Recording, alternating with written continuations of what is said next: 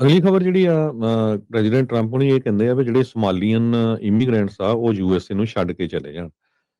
US ਦੇ president ਨੇ even ਇੱਥੋਂ ਤੱਕ ਗਰਭ 'ਚ ਤੱਕ ਵੀ ਜਿਹੜਾ ਵਰਡ ਆ ਉਹਨਾਂ ਦੇ ਲਈ ਯੂਜ਼ ਕੀਤਾ ਹੈਗਾ। ਇਦਾਂ ਦੀ ਕਹਿੰਦੇ ਸਖਤ ਜਿਹੜੀ ਲੈਂਗੁਏਜ ਆ ਉਹ ਕਦੇ ਵੀ ਕਿਸੇ ਪ੍ਰੈਜ਼ੀਡੈਂਟ ਵੱਲੋਂ ਨਹੀਂ ਯੂਜ਼ ਕੀਤੀ ਗਈ ਜਾਂ ਈਵਨ ਇਲੈਕਟਿਡ ਆਫੀਸ਼ੀਅਲ ਵੱਲੋਂ।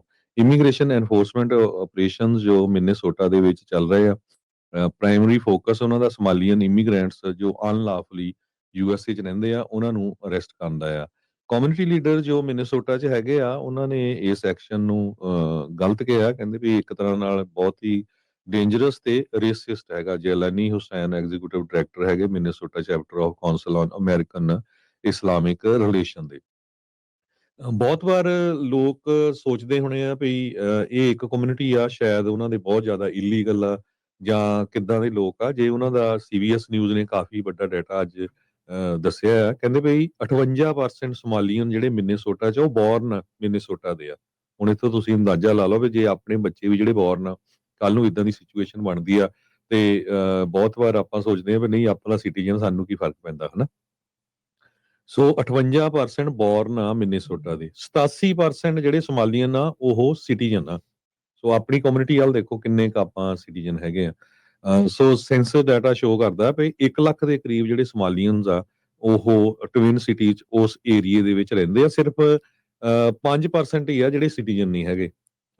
ਬਾਕੀ ਜਿਹੜੇ ਆ ਗ੍ਰੀਨ ਕਾਰਡ ਹੋਲਡਰ ਹੋਊਗੇ ਜਾਂ ਜਿਨ੍ਹਾਂ ਦਾ ਵਰਕ ਪਰਮਿਟ ਆ, ਉਹਦਾ 87% ਸਿਟੀਜ਼ਨ ਹੈਗੇ ਆ।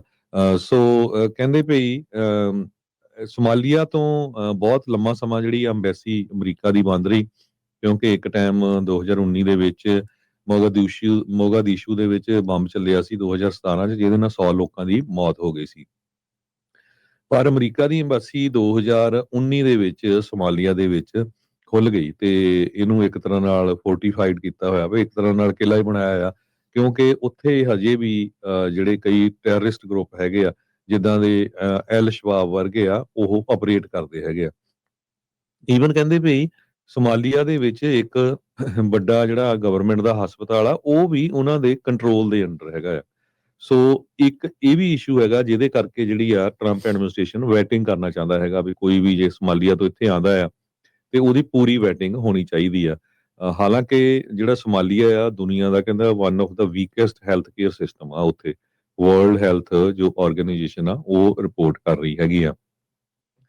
ਤੇ ਜਿਹੜੇ ਸੋਮਾਲੀਅਨਸ ਆ ਬਹੁਤੇ ਪਿੰਡਾਂ ਦੇ ਵਿੱਚ ਹੀ ਰਹਿੰਦੇ ਹੈਗੇ ਆ। ਤੇ ਲੜਾਈ ਹਜੇ ਵੀ ਉੱਥੇ ਜਿਹੜੀ ਚੱਲਦੀ ਰਹਿੰਦੀ ਆ, ਬਹੁਤ ਸਾਰੇ ਜਿਹੜੇ ਵਾਰਲੌਰਡਸ ਆ ਉਹਨਾਂ ਦੇ ਵਿੱਚ। ਪਰ 1 ਲੱਖ ਦੇ ਕਰੀਬ ਜਿਹੜੇ ਸੋਮਾਲੀਅਨਸ ਇੱਥੇ ਰਹਿੰਦੇ ਆ, ਲੀਗਲੀ ਬੋਰਨ ਆ, ਸਿਟੀਜ਼ਨ ਆ, ਉਹਨਾਂ ਦੇ ਉੱਤੇ ਜਦੋਂ ਇਦਾਂ ਦੀ ਸ਼ਬਦਾਵਲੀ ਵਰਤੀ ਗਈ ਆ ਤੇ ਉੱਥੇ ਬੜਾ ਘਬਰਾਹਟ ਵਾਲਾ ਮਾਹੌਲ ਉਹਨਾਂ ਦੇ ਵਿੱਚ ਬਣਿਆ ਹੋਇਆ ਆ। ਤੇ ਆਲਰੇਡੀ ਆਈਸ ਵਾਲੇ ਜਿਹੜੇ ਆ ਉਹ ਮਿਨੀਐਪੋਲਿਸ ਦੇ ਵਿੱਚ ਆਪਣਾ ਆਪਰੇਸ਼ਨ ਉਹਨਾਂ ਨੇ ਸ਼ੁਰੂ ਕੀਤਾ ਹੋਇਆ ਆ। ਇਸ ਟਾਈਮ ਜਿਸ ਟਾਈਮ ਆਪਾਂ ਤੁਹਾਡੇ ਨਾਲ ਖਬਰਾਂ ਕਰਦੇ ਹਾਂ, ਮਿਨੀਐਪੋਲਿਸ ਤੇ ਇੱਕ ਹੋਰ ਜਿਹੜੀ ਸਟੇਟ ਹੈਗੀ ਆ, ਉੱਥੇ ਜਿਹੜੇ 2 ਸਟੇਟਾਂ ਦੇ ਵਿੱਚ ਜਿਹੜਾ ਆ ਇੱਕ ਤਰ੍ਹਾਂ ਦੇ ਨਾਲ ਆਪਰੇਸ਼ਨ ਚੱਲ ਰਿਹਾ ਹੈਗਾ। ਜੀ।